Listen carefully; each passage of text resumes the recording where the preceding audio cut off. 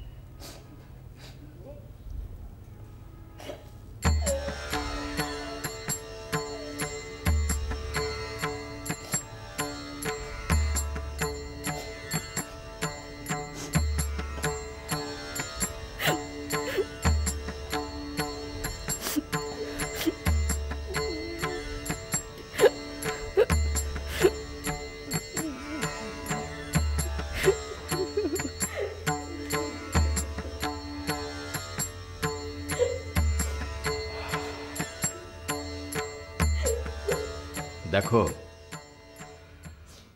আমি যতদূর জানি তুমি সব কিছু জেনে শুনেই এই বিয়েতে রাজি হয়েছ। কেউ তোমাকে কোনো রকম জোর জবরদস্তি করেনি, বরঞ্চ তোমার ইচ্ছেতেই এই বিয়ের আয়োজন করা হয়েছে। কি ঠিক কি না?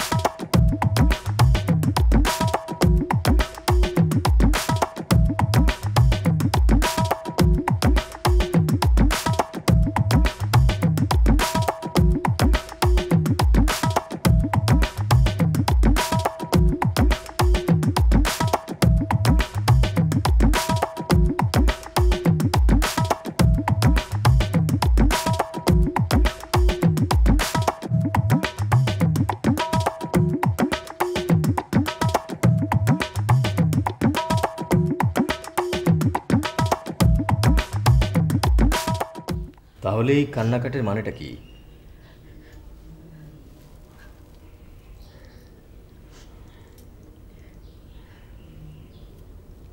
আপনি ভাবছেন আমি আমার পরিণতির কথা ভেবে কান্নাকাটি করছি? এটাই তো স্বাভাবিক। হয়তো, কিন্তু আমি আমার পরিণতি সম্পর্কে সম্পূর্ণ ওয়াকিবহাল এবং এ নিয়ে আমার বিন্দুমাত্র আফসোস নেই। তবে অন্য একটা কথা মনে করে আমার খুব কষ্ট হচ্ছে, আর সেই জন্যই এই কান্নাকাটি। আচ্ছা, কারণটা কি আমি জানতে পারি, নাকি একান্তই ব্যক্তিগত? আপনি জানতে পারেন, কিন্তু জেনে কি লাভ? লাভ কি ক্ষতি সেটা তো আমি বলতে পারবো না, তবে কারণটা জানলে হয়তো প্রতিকারের একটা ব্যবস্থা করা যেতে পারত। সত্যি আপনি সেরকম কিছু করতে যাচ্ছেন? ইচ্ছে তো আছে, বাকিটা আল্লাহ পাকের মর্জি। আমি যা করেছি সম্পূর্ণ সজ্ঞানে, সুস্থ মস্তিষ্কে, কেউ আমাকে প্ররোচিত করেনি। আমি এটাও জানি আজ রাতই আমার জীবনের শেষ রাত, তাতেও আমি বিচলিত না। তবে অন্য একটা ব্যাপার আমাকে খুবই কষ্ট দিচ্ছে। কোন ব্যাপার? আপনি জানেন আমার একটা ছোট বোন আছে, আমি রোশনি, ও রেশমি। আমি এই ভেবে বিচলিত, আমি না থাকলে ওর কি হবে। বিষয়টা তোমার আগেই চিন্তা করা উচিত ছিল, এখন এসব কথা বলে কি লাভ? জানি কিছু হবে না, তারপরও আপনার কাছে একটা আর্জি জানাতে চাই। কি আর্জি? আমার ছোট বোনটার অদ্ভুত এক অভ্যেস, প্রতি রাতে ঘুমোতে যাবার আগে আমার কাছে নতুন নতুন গল্প শুনবে। গল্প না শুনলে তার নাকি ঘুমই আসে না। আমার কষ্ট, আজই আমার জীবনের শেষ রাত। কাল থেকে আমার ছোট বোনটার কি হবে? কি হবে সেটা তো আমি বলতে পারবো না। তোমার নিয়তি লেখা হয়ে গেছে, সেটা খণ্ডানো সম্ভব না। খণ্ডাতে আমি বলছি না, শুধু আপনার একটা অনুমতি চাইছি। কি অনুমতি? আজ রাতে শেষবারের মতো আমি আমার ছোট বোনকে গল্প শোনাতে চাই। তারপর কাল থেকে যা হবার হবে। আমি তো আর দেখার জন্য থাকবো না। এখন আপনি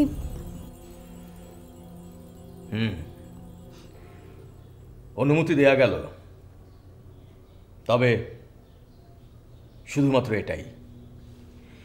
এরপর যেন আর নতুন কোনো আবদার না করে বসা হয়। শুক্রিয়া।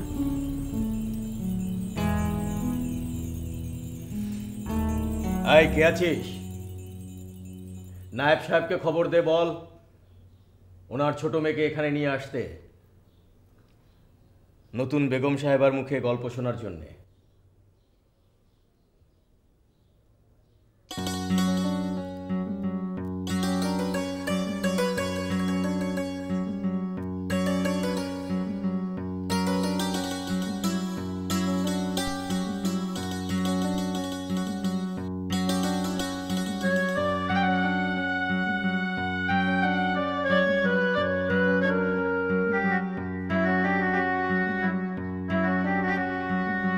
গোস্তাকে মাফ করবেন জনাব।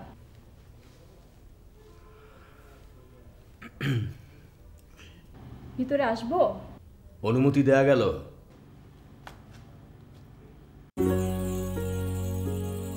আসসালামু আলাইকুম। ওয়ালাইকুম আসসালাম।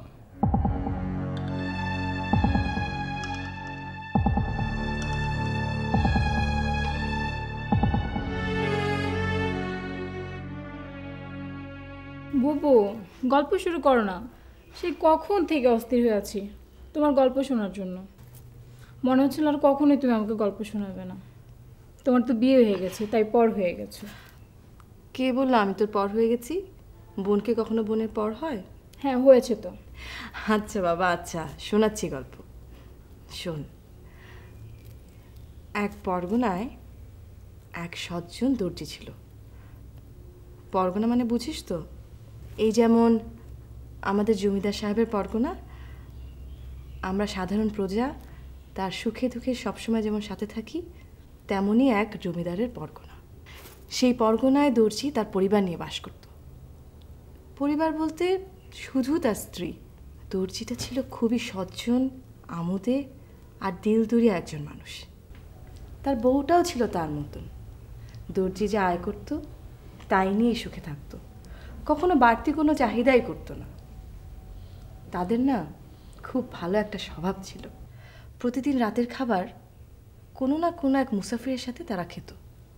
এমন কোনো রাত হয়নি যে রাতে তারা মুসাফির ছাড়া খাবার খেয়েছে। একদিন হয়েছে কি, এক বিপদ। রাত ক্রমে বেড়েই যাচ্ছে, কিন্তু কোনো মুসাফিরে দেখা পাওয়া যাচ্ছে না। দুজনেই তো দুশ্চিন্তায় পড়ে গেল। দর্জি দুশ্চিন্তায় বাড়ির বাইরে গিয়ে রাস্তায় পায়চারি শুরু করে দিল।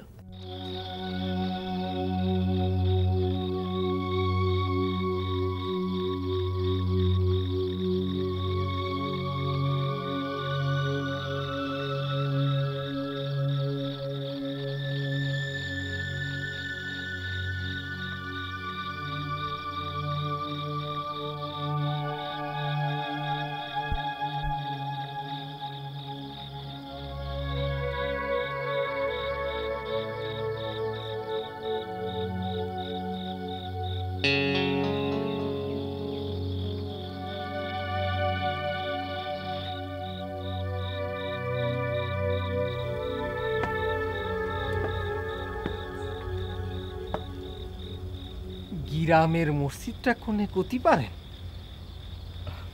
জি, আপনি সোজা এদিক দিয়ে যাবেন, গিয়ে বাঁ হাতে যাবেন।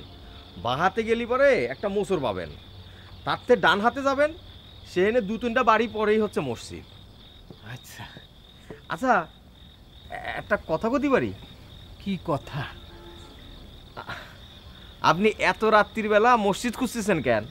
মুসাফির মানুষ, বাড়ি 15-16 গ্রাম দূরে।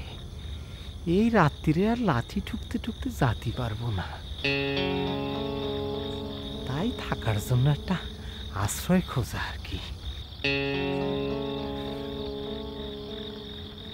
আপনি কিছু মনে না করলে পরে আপনি আমি আরেকটা কথা বলতে চাই। না, মনে করব কেন? কি কবেন কন? আমি বলি কি, আপনার আর এত রাত্রিরে মসজিদে গিয়ে থাকার কাজ নেই। মানে মসজিদে তো এখন কেউ নেই, একেবারে খালি। তার ভিতর মনে করেন যদি ঝড় বৃষ্টি হয় তাহলে পরে ভিজে পুড়ে একসার।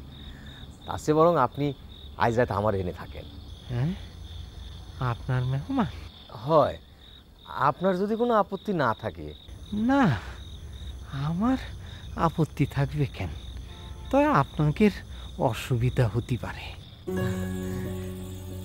জি না, আমাদের কোনো অসুবিধা হবে না, বরং আমরা খুশি হব। আসলে একজন মুসাফিরের আশায় আমরা এই রাস্তার মধ্যে দাঁড়িয়ে আছি। আল্লাহর কি রহমত দেখেন, আপনারা আমরা পেয়ে গেলাম। আপনারও রাতে থাকার মতো অবস্থা হয়ে গেল। আর আমাদেরও একজন মুসাফিরের সঙ্গে আজকে রাতে খাওয়ার সৌভাগ্য হলো। সবই তার মর্জি। সব যদি তারই মর্জি হবে তাহলে আমার আর আপত্তি থাকবে কেন? আজ রাত্রির জন্য আপনার মুসাফিরখানারই মেহমান হয়ে যায়। আরে দাঁড়া রইলে কেন, তাড়াতাড়ি যাও, খাবার বাড়ো, আমরা হাত মুখ ধুয়ে আসতেছি। আসে আসে।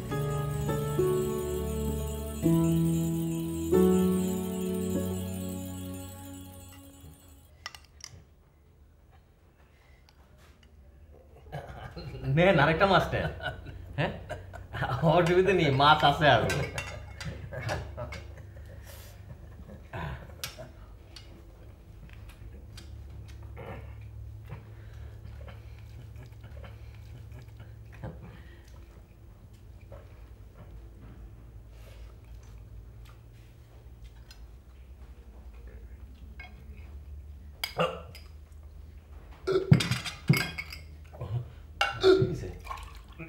এই এই যে পানিটা খেয়ে নেন, পানিটা খেয়ে নেন, পানিটা খেয়ে নেন।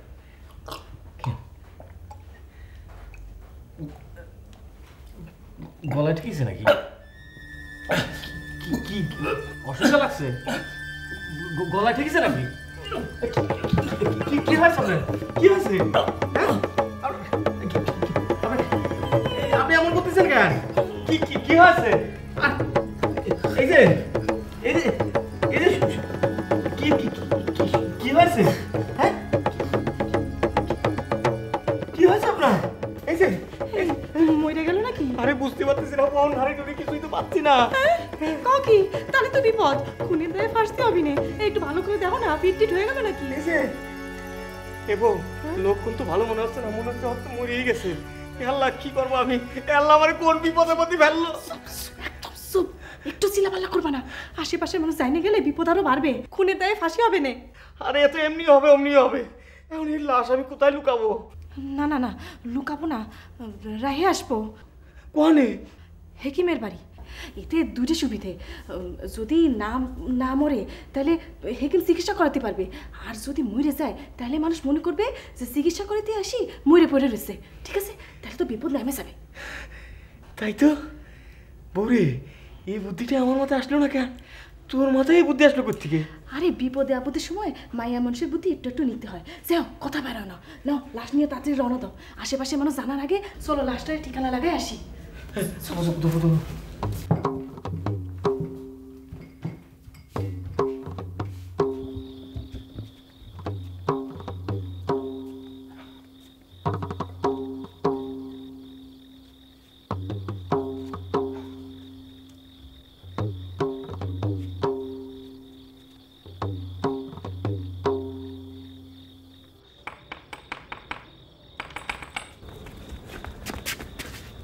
বউ, কাজটা কি ভালো হলো?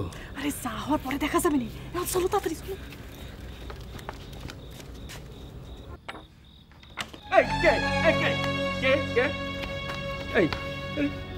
কি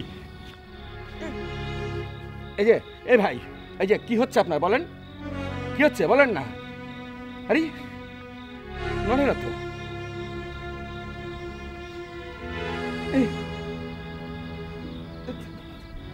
নাই তো।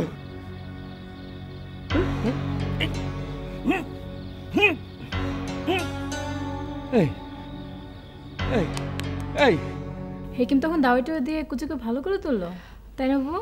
আরে না, সেরকম হলে তো কোনো সমস্যাই ছিল না।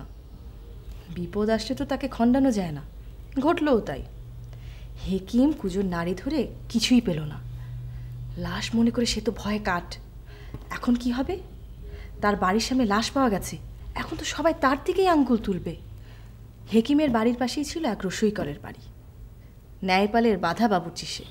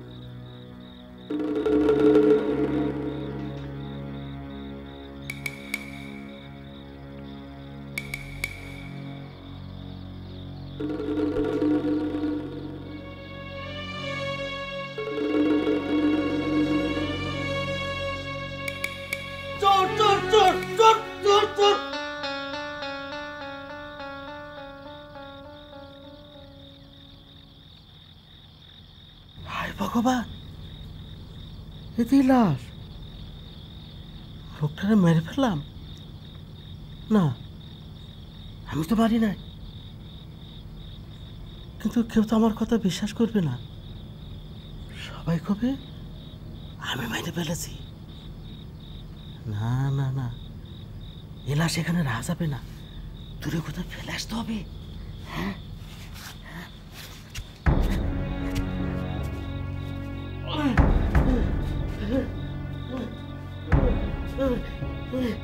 খালি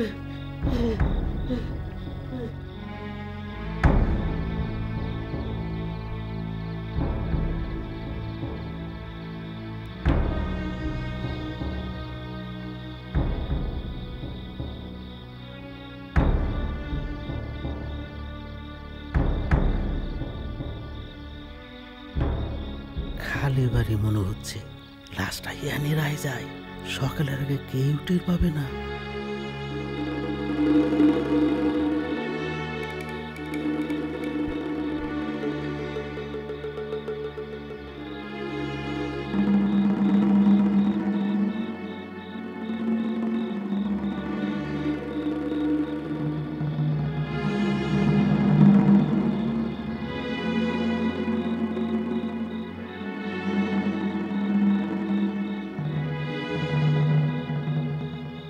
আমায় এত রাতে কেন ডাক দিলি প্রাণ কোকিলা রে, আমায়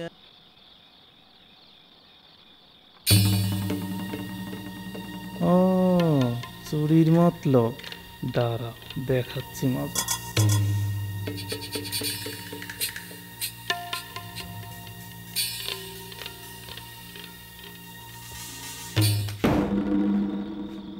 এ কি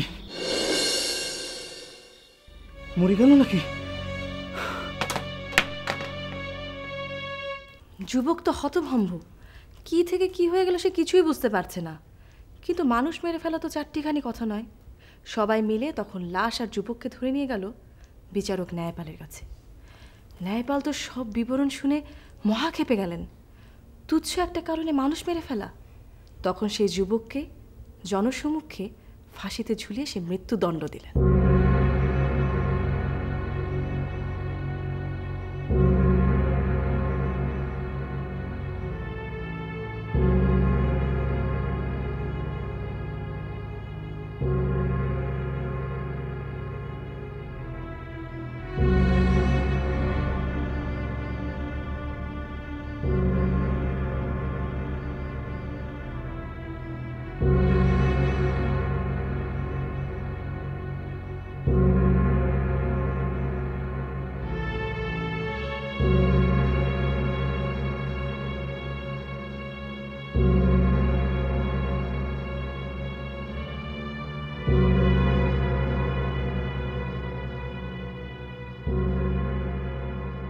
গুস্তাকে মাফ করবেন বিচারকর্তা, আপনার রায় কার্যকরী করার আগে আমার একটা কথা আপনাকে শুনতে হবে। তোমার যা কওয়ার আছে পরে কও, আমি আগে এই কাজটা শেষ করে নিই। না কর্তা, তার আগে আমার কথা আপনাকে শুনতে হবে, তা নাহলে মহা অন্যায় হয়ে যাবে। অন্যায়? কি করতে চাও তুমি? যুবক সম্পূর্ণ নিরপরাধ কর্তা, ওর কোনো দোষ নাই। ভাগ্যের ফেরে সে এই ঝামেলে ফাঁসে গেছে কর্তা। এই কথা তুমি কও কোন ফেলে? এতগুলা মানুষ তারে বাড়োই লোকটারে মারতে দেখছে, আর তুমি কও তার কোনো দোষ নাই।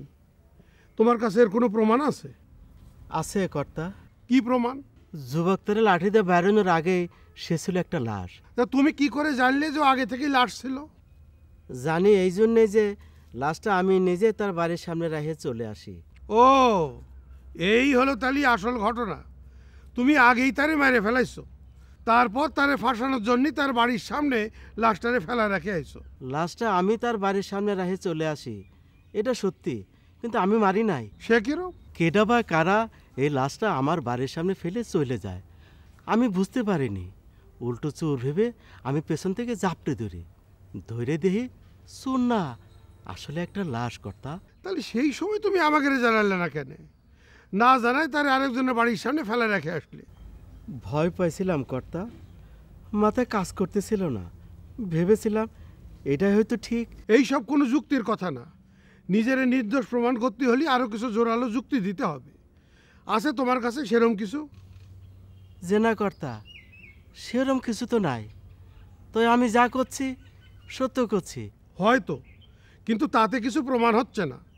তুমি তোমার ঘাড়েতে দোষ সরাতে পারতেছ না। কে আসিস? ওরে নামা, এরে ঝুলোয় দে।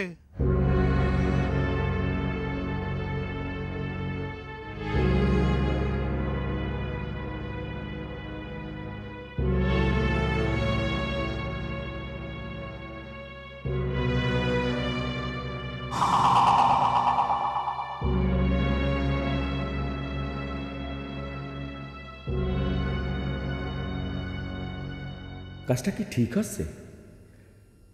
একজন নিরপরাধ লোক এইভাবে খালি খালি ফাঁসিতে ঝুলবে? সে তো অনায়াসেই বাইচে গেছিল, কিন্তু আরেকজন মানুষেরই বাঁচাতে এসে নিজেই ফেঁসে গেল। আচ্ছা, আমি তো জানি তার কোনো দোষ নেই, তাহলে আমার এখন কি করা উচিত?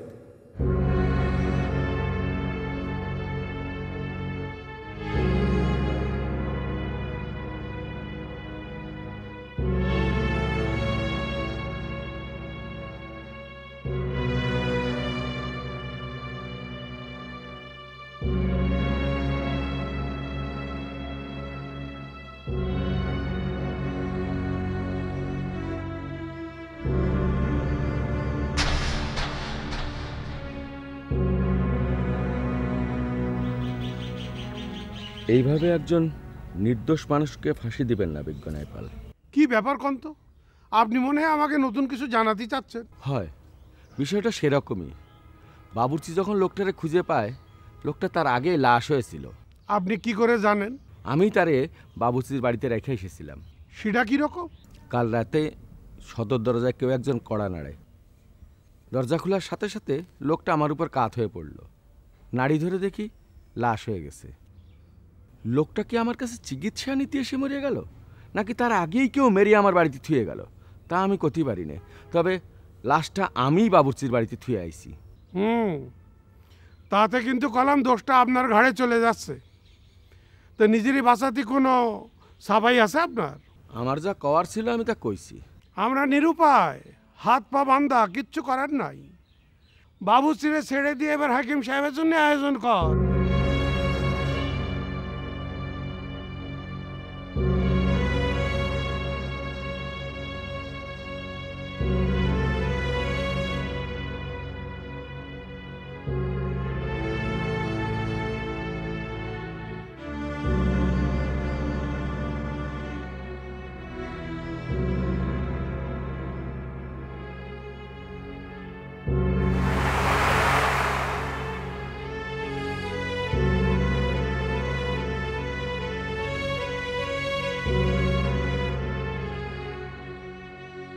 মনে হচ্ছে তোমারও কিছু কওয়ার আছে দর্জি।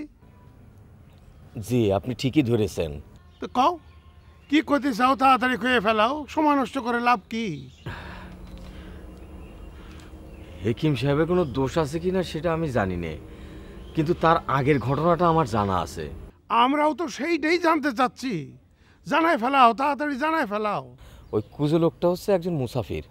কাল রাত্রিরে আমার মুসাফিরখানায় ওনার দাওয়াত ছিল, উনি আমার মেহমান ছিল। তো রাত্রিবেলা খাতে বসেছি, তখন কি দিয়ে কি হয়ে গেল সেটাই বুঝতে পারলাম না। হঠাৎ করে দেখি ওনার হেসকি উঠিছে। আমি ভাবলাম যে গলার বোধে কিছু ঠেকেছে, তাই পানি দিলাম খাতি। পানি খাতি নিয়েই সে ছটপট করে মাটির মধ্যে শুয়ে পড়ল। তারপরে একসময় দেখি যে নিঃস্বর হয়ে গেল, কোনো নড়াচড়া নেই। আমরা তো ভয় পেয়ে গেলাম হুজুর। তারপর আমার বউ আমারে বুদ্ধি দিল যে ওই হেকিমের দাওয়ায় ওনারে রাইখে আসতি, তালি পরে যদি বাইসে থাকে ওনার চিকিৎসা সুস্থ হয়ে যাবে, আর যদি মরে যায় তালি পরে আমাদের ঘাড় থেকে একটা আপদ বিদয় হয়। তা কি মনে হয়, আপদ কি বিদায় হলো? এইরাম বড় একটা ঘটনা ঘটে যাবে সেটা আমি ভাবতেও পারিনি। ভাবতে হয়, ভাবতে হয়। কোনো কিছু করার আগে ভাবতে হয়। না ভাবে কাজ করলে তার ফলটা উল্টোই হয়। কে আছিস? ওরে নামা, আর দর্জি ব্যাটারি ঝুলোই দে।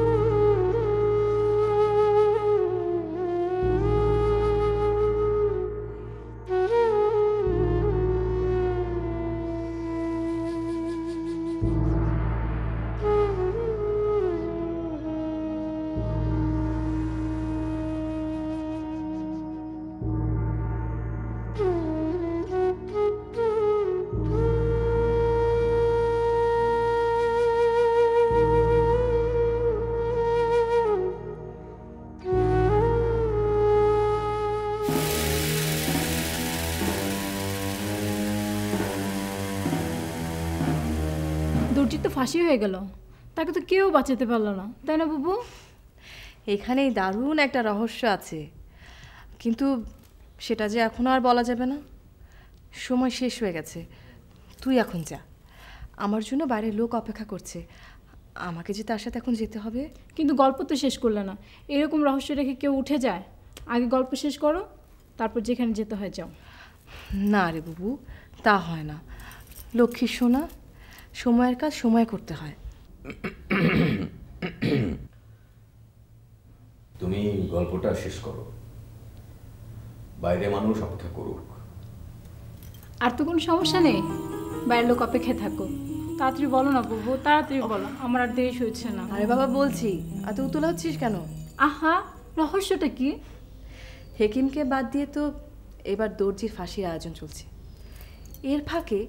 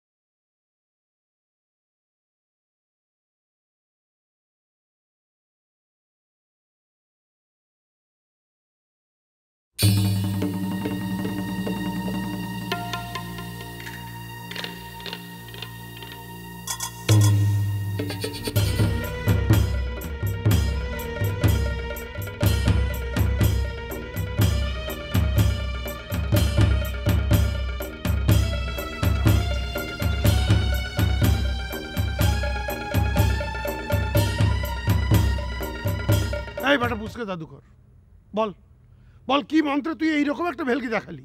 মহামান্য বিচারকর্তা, আমার অপরাধ নেবেন না, আমি কোনো জাদুকরটার কিছুই না, সামান্য একজন নাপিত। তুই যদি জাদুকর না হবি তাহলে এইরকম একটা মরা মানুষ উঠে হেঁটে চলে গেল কি করে? আপনারা তারা মরামরি করলেও সে আসলে মরা ছিল না। তার মানে? লাশটারে দেহে আমার সন্দেহ হয়, মনে হয় তারা আমি চিনি, কোনোখানে দেখেছি। তারপর কাছে যায় খুব ভালো করে দেখলাম, হ্যাঁ তাকে তো আমি ঠিকই চিনি, ও তো কুজো ফহির, ওই গ্রামে গ্রামে ভিক্ষা করে বেড়ায়। তার যে মির্কির ব্যারাম আছে সেটা আমি আগে থেকেই জানি। মির্কির ব্যারাম উঠেছিল, তাতে সে জ্ঞান হারায় ফেলেছে, আর আপনারা মনে করেছেন সে মারা গেছে। আমি জানি মির্কির ব্যারামে চামড়া জুতো খুব কাজে দেয়, তাই শুকে দেখলাম কাজ হয় কি না। তার পরের ঘটনা সব তো আপনাকে সামনে ঘটলো। আচ্ছা, এই হলো তাহলে আসল ঘটনা। তুমি আমাকে বড় উপকার করলে হে পরামানিক, নাহলে আমাদের ভুলের জন্য একটা ভালো মানুষের এখনই প্রাণ যেতে লেগেছিল।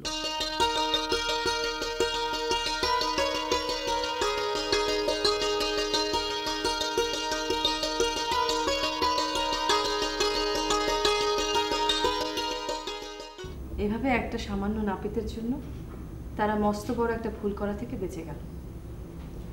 তাই কখনো কোনো কিছুকে অবহেলা করতে হয় না, তা যত তুচ্ছই হোক না কেন। বুঝতে পারলাম?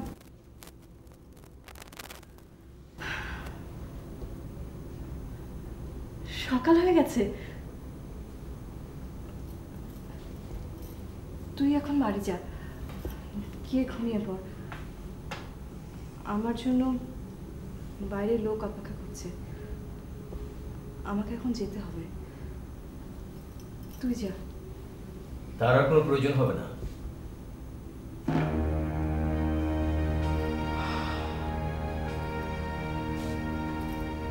অপেক্ষার সময় শেষ হয়ে গেছে।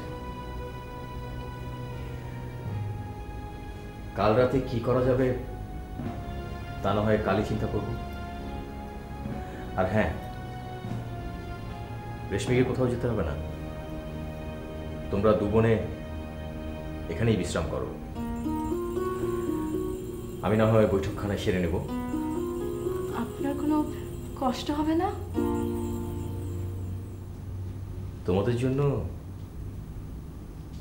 এতটুকু কষ্ট না হয় করলাম।